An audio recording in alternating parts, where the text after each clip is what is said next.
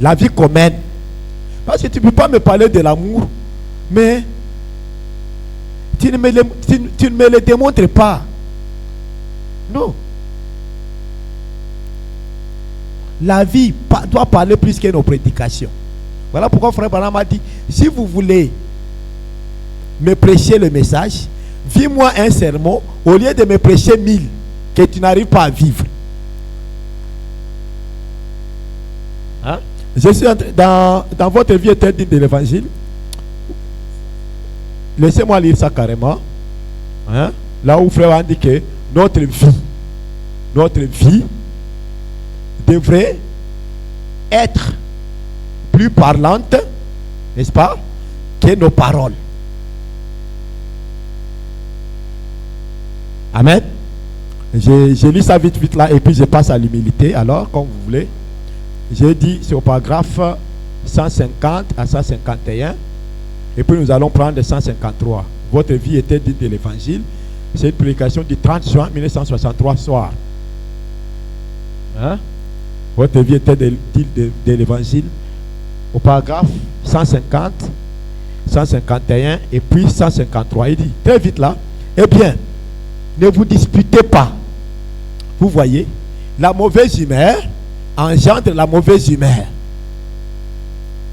Ce sont des stations que nous connaissons.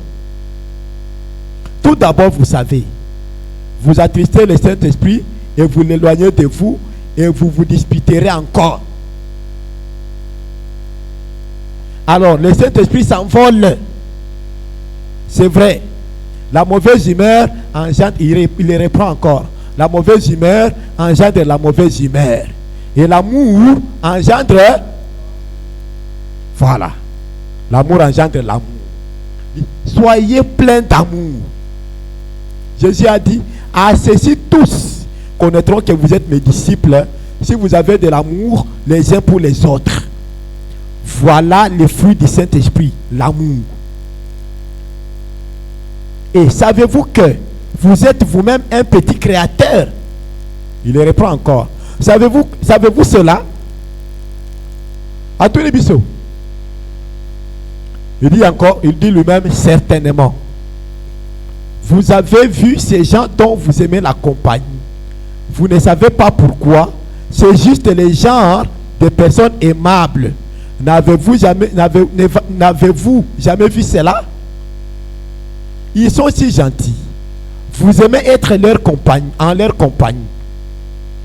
Ils créent cette atmosphère par la vie qu'ils mènent, par la façon dont ils parlent, par leur conversation.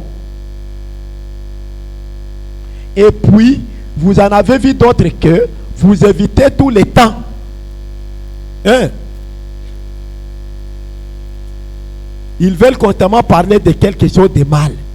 Ces gens-là qu'il faut éviter. Les gens qui parlent de quelque chose de mal, parler de quelqu'un. Ces gens-là, et quand ils se rassemblent, c'est pour parler de quelqu'un, c'est pour parler des autres à mal.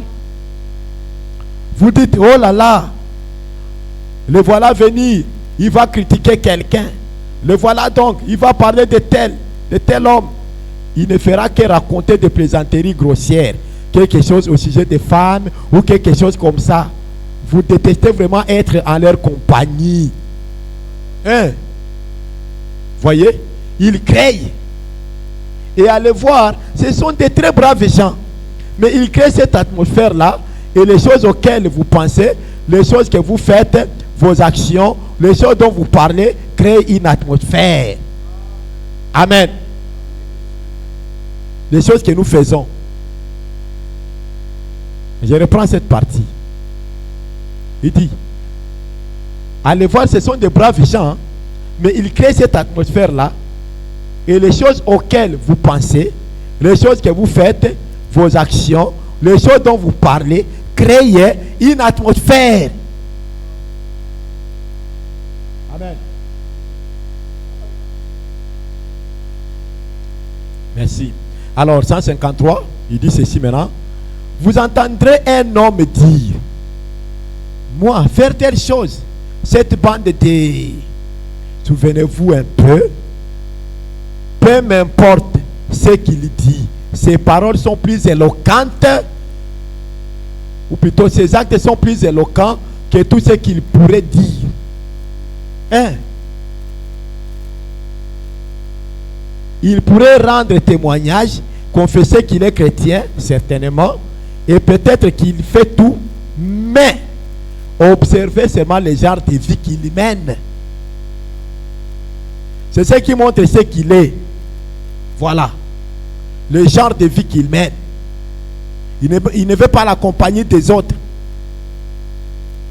Il ne fait que parler à mal des autres tout le long de la journée. Il ne fait que critiquer les doctrines des autres. Donc, de toutes ces doctrines des autres, toi, tu ne vois rien de bon. Alors, des gens pareils, c'est pas bon. C'est pas bon. Alors, nous, en tant que des ministres, nous devrons vraiment prendre ceci avec beaucoup de sérieux. Hein? Voilà. Parlons maintenant de l'humilité.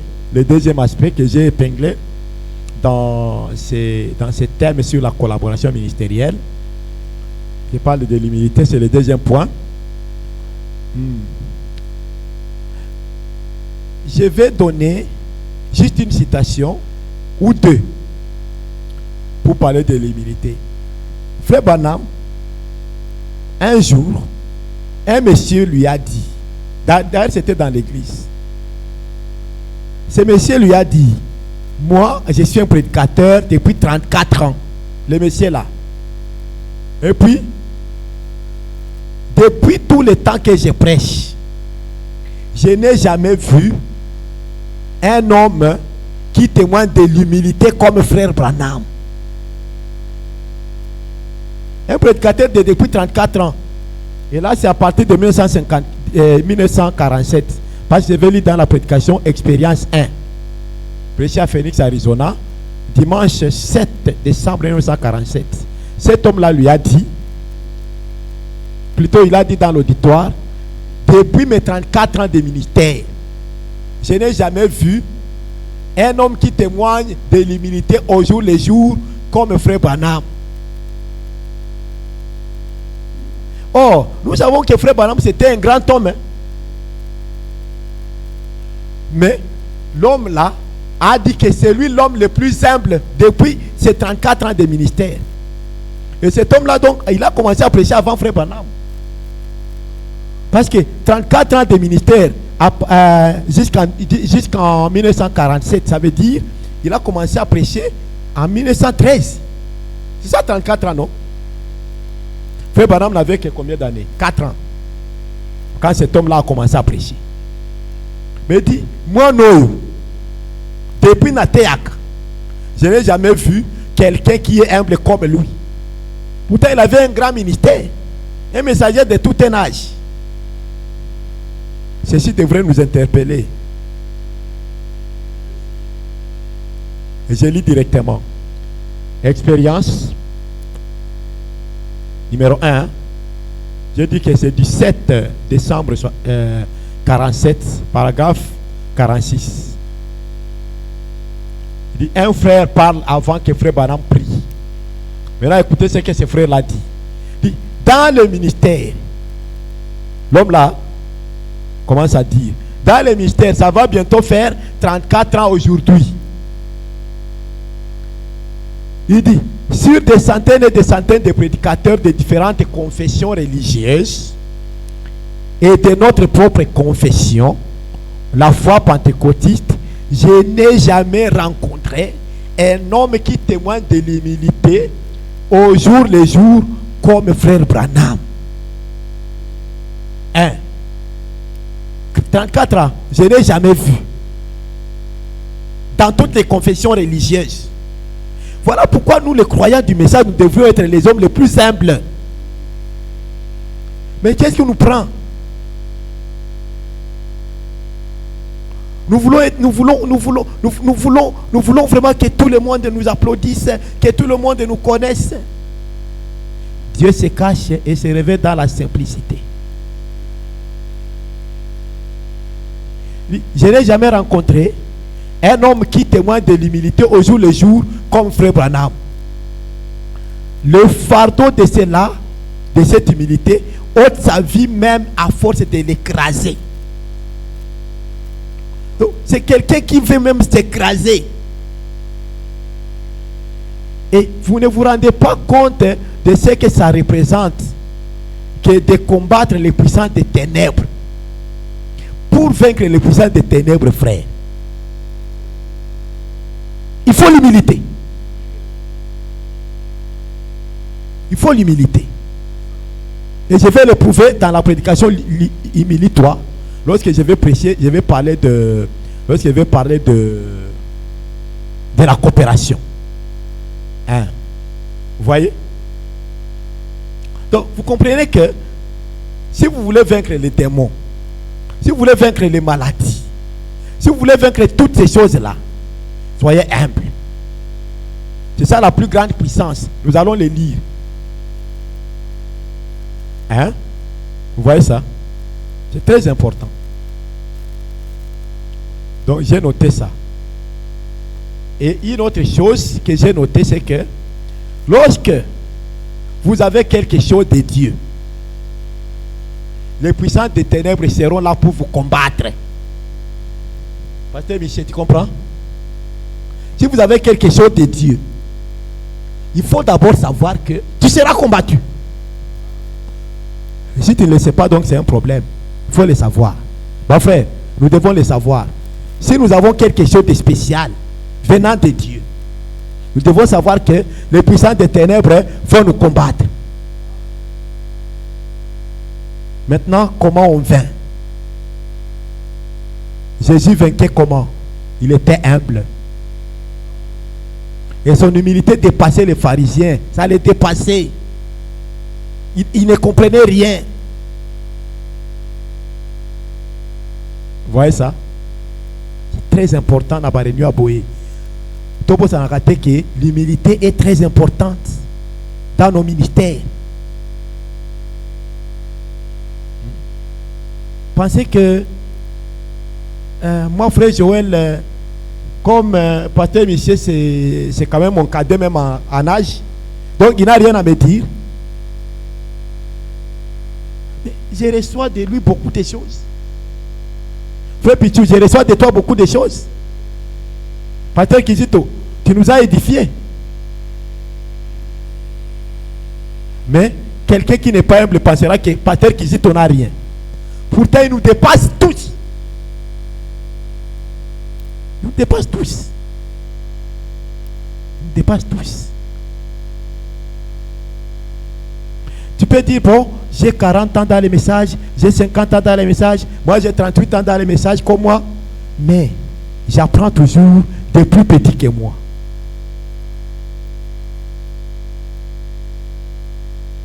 Frère William, il est où? C'est un prédicateur à la plénitude tabernacle. J'apprends de lui.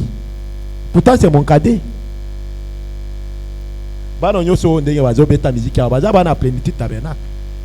Et c'est moi, j'espère jouer la musique comme il joue.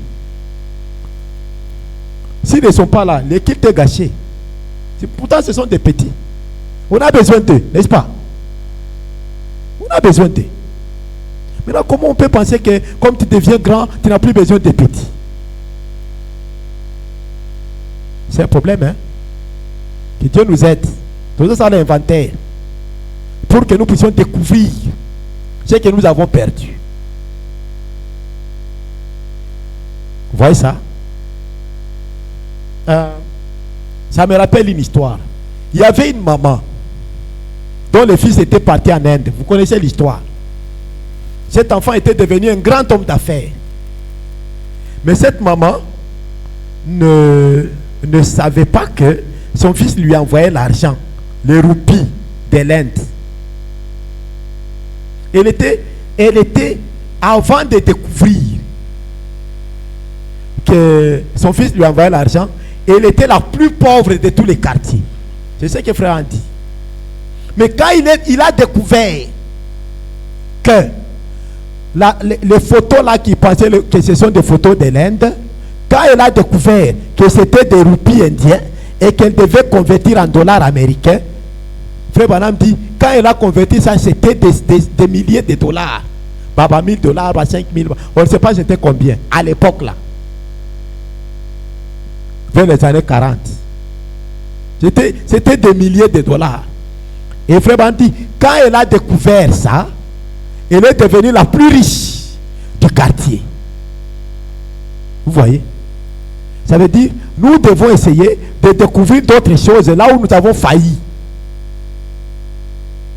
Je ne sais pas si ça entre. Nous devons découvrir là où nous avons failli pour que nous puissions y travailler et que ça puisse encore nous propulser davantage. Voilà. Alors, je lis maintenant dans Émilie 3, là où frère Branham dit que la plus grande puissance, la plus grande puissance, c'est quand on peut s'humilier.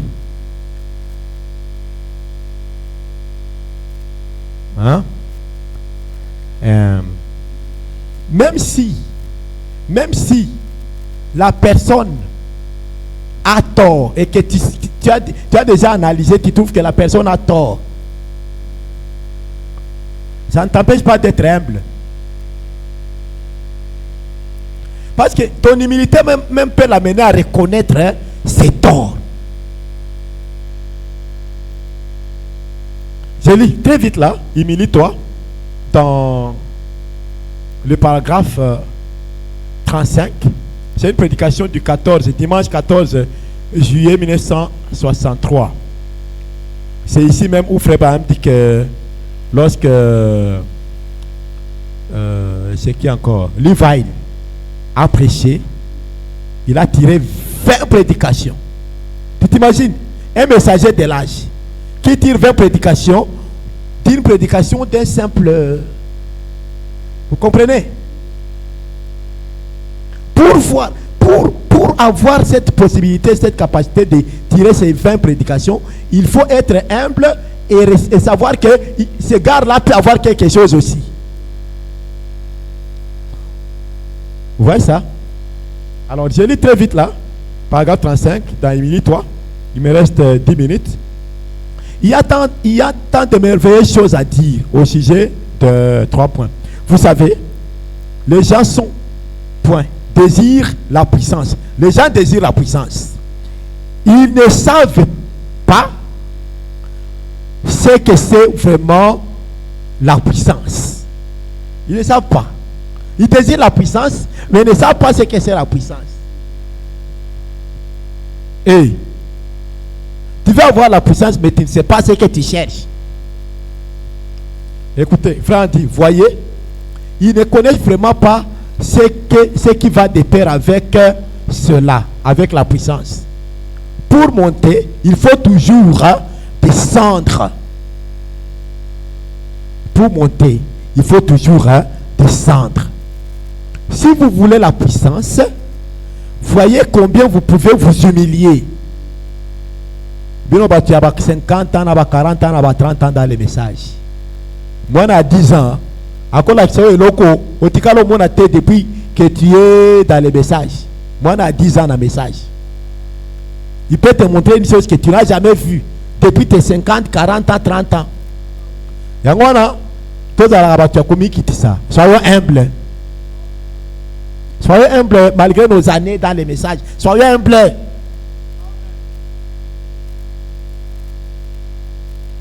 J'aime frère Branham. C'est pourquoi il dit, vous pouvez dire que vous avez autant d'années dans les messages, mais devant Dieu, vous n'êtes pas plus important que cet ivrogne-là qui vient de se convertir. Si seulement cet ivrogne-là, il est Saint-Esprit, devant Dieu, vous êtes égaux. C'est ça. C'est toi qui vas penser que tu es ancien, mais devant Dieu, vous êtes égaux. C'est frère Branham qui le dit, que vous n'êtes pas plus important que cet ivrogne-là qui vient de se convertir à peine. Il y a 6 heures, voilà, tu donnes même la précision. À peine, il y a 6 heures. Un ivrogne qui vient de se convertir, vous êtes égaux devant Dieu. C'est pourquoi soyez humbles. Ne comptez pas vos années dans les messages. Ne comptez pas ça. Oh, je suis ancien. Qui n'est pas ancien? Qui n'est pas ancien? Bon, ok, très bien. Je continue. Il dit, humiliez-vous devant Dieu et vous aurez alors plus de puissance que l'homme qui court à travers tous les bâtiments et qui fait beaucoup de bruit. Humiliez-vous devant Dieu et vous serez plus puissant que l'homme qui court à travers tous les bâtiments et qui fait beaucoup de bruit. Voyez? En effet, vous avez été capable de vous maîtriser et vous avez pu vous abandonner à Christ. Vous voyez, en vous humiliant devant lui. C'est cela réellement la puissance.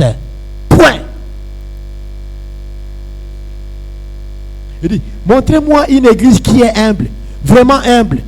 Pas une église arrogante, simplement une église humble et douce. Et je vous montrerai une église qui a en elle la puissance de Dieu et qui jouit de sa faveur. C'est vrai. C'est ce qu'il faut. L'humilité.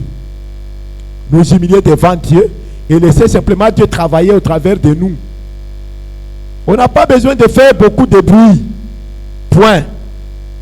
Parfois, c'est comme l'a dit ce fermier. Il est allé au champ avec son chariot et chaque fois que celui-ci heurtait une bosse, ça faisait du bruit et il continuait. Mais à son retour, il heurtait la même bosse et le chariot ne faisait pas de bruit du tout car il était chargé de bonnes choses. Vous voyez ça? C'est ça, mes frères. Donc, l'humilité est très importante. Voilà, deuxième point. Je viens de mettre une virgule à ça. Parce qu'on ne peut pas terminer ça. Je passe maintenant au troisième point qui est la coopération ministérielle. Coopération. Frère Bandi, la nature coopère. Il y a une pendule ici. Vous voyez cette pendule-là? Les aiguilles de cette pendule-là coopèrent. Si les aiguilles de cette pendule-là ne coopèrent pas, tu ne verras pas qu'il est... Tu ne verras pas qu'il est 18h02. Tu ne verras pas ça. Oh, il y a des petits engrenages là, des petites chaînes qui sont dedans. Et ça doit travailler en harmonie pour que ça puisse te montrer l'heure qu'il fait. C'est la même chose avec nos ministères. On a besoin des uns et des autres. On a besoin des uns et des autres. Je peux ne pas avoir une bonne compréhension sur les 70 semaines de Daniel. Je vais appeler pasteur Michel. Il y a côté habillé sur 70 semaines de Daniel. Il y a côté habillé sur enlèvement pasteur Gauthier. Il y a côté habillé sur seconde venue pasteur Kizito ou pasteur Pichou. C'est ça. On a besoin de ça. Alors, je lis dans Émilie, toi. Vous comprendrez que vous-même, une aiguille ne peut pas suffire pour faire fonctionner cette montre jusqu'à ce que ça puisse montrer l'heure. Une aiguille ne pourra pas. Il faut une association d'aiguilles. Vous voyez ça? Très vite là. Il dit, dans Émilie, toi, je vous ai dit que je parlerai de ça quand j'arriverai au point de la coopération. Maintenant, je lis 49. Paragraphe 49 dit, si nous pouvons avoir toutes choses dans la communion, en commun et dans un amour mutuel, alors Dieu travaillera parmi nous.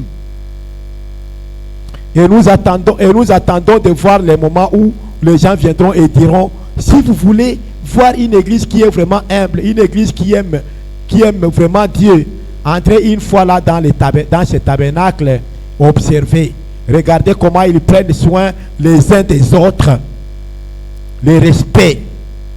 Et quand l'évangile est prêché, comme ils sont révérencieux, comme tout est en ordre, alors ils peuvent regarder et voir l'état dans lequel nous vivons.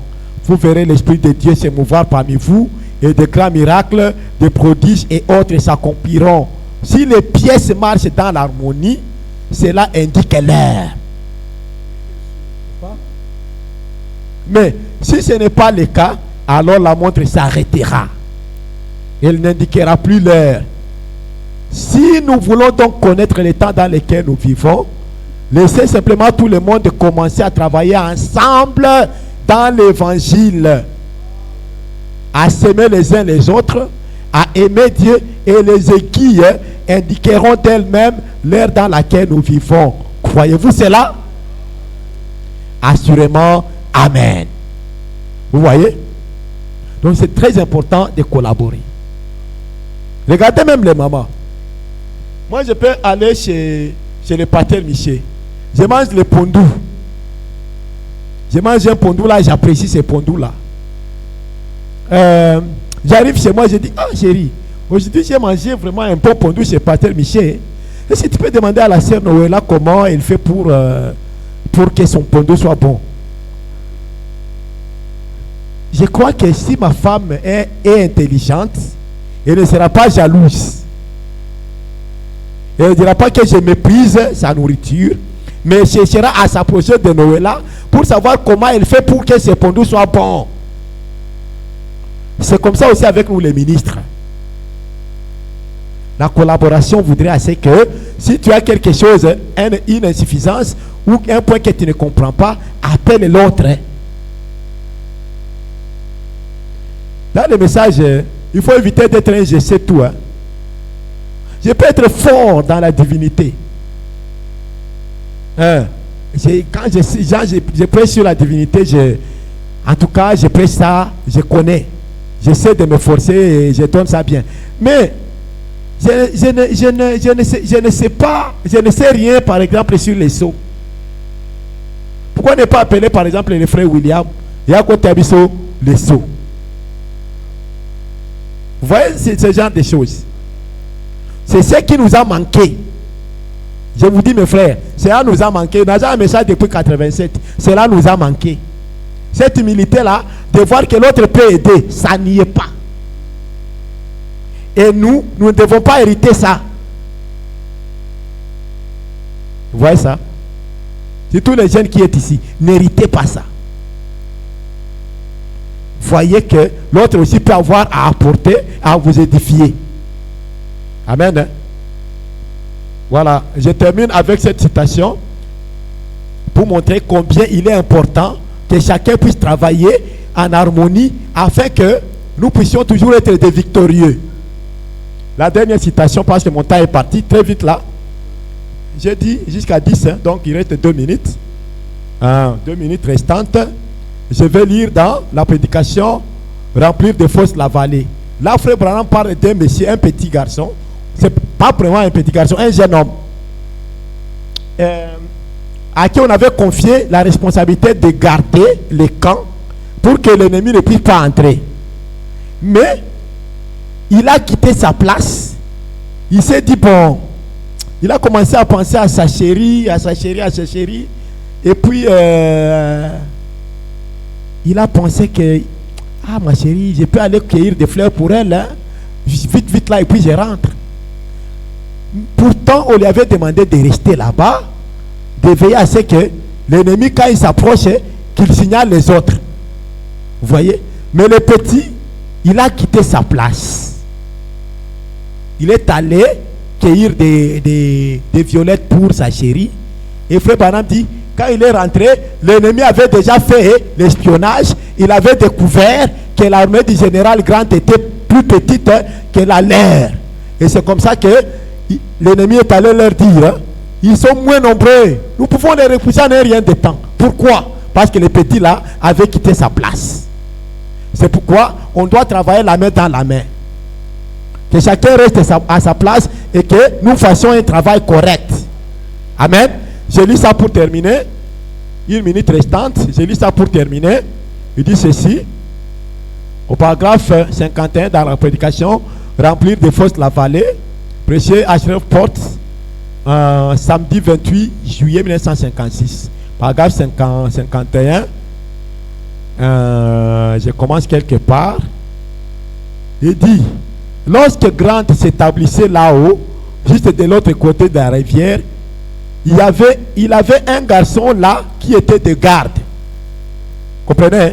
Et les rebelles se trouvaient de l'autre côté de la rivière. Et ce garçon marchait là, le long de la rivière. Il était en quelque sorte absorbé par les rêveries en rapport avec sa chérie. Il quitta son poste du devoir et descendit cueillir quelques violettes à envoyer à sa chérie. Il n'avait pas de mauvaises intentions, n'est-ce pas? Il n'avait pas de mauvaises intentions d'aller cueillir des violettes. Il se déplaça Et pendant ce temps, un espion de l'armée sudiste était prêt. Il entra furtivement. Et il regarda partout. Il découvrit que l'armée sudiste était 2 ou 3 fois plus nombreuse que celle du général Grant. Eh bien, qu'arriva-t-il? Le garçon revint à son poste de devoir, ignorant ce qui s'était passé. Mais l'espion avait déjà été là. Et qu'arriva-t-il? Les autres firent un assaut de l'autre côté de la rivière et ils les repoussèrent jusque dans l'étang. Et ce garçon fut fusillé 1 heure plus tard. Non pas parce que, 3 points, on lui reprochait pas le fait d'avoir cueilli des violettes. Non. Il n'était pas question de ce qu'il avait fait. Il était question de ce qu'il n'avait pas fait. Hein? Il ne s'était pas tenu à son poste du devoir. Il n'avait pas gardé le poste comme il était censé le faire. Il avait tout gâché. Vous voyez? Donc, dans nos ministères aussi, que chacun occupe son poste et que nous travaillons dans l'harmonie. Amen. Voilà pourquoi Mobutu avait dit, travaillons tous la main dans la main. Hein? Il faut travailler tous dans la main et nous vaincrons.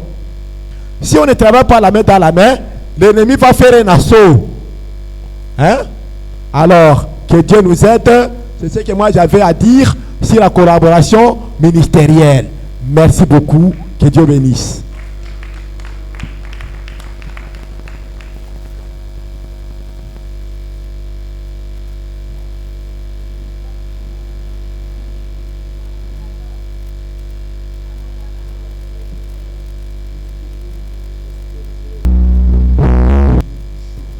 Ok. Donc, le pasteur Mugisho était le deuxième intervenant de ce jour. Il est 18h12. Le troisième peut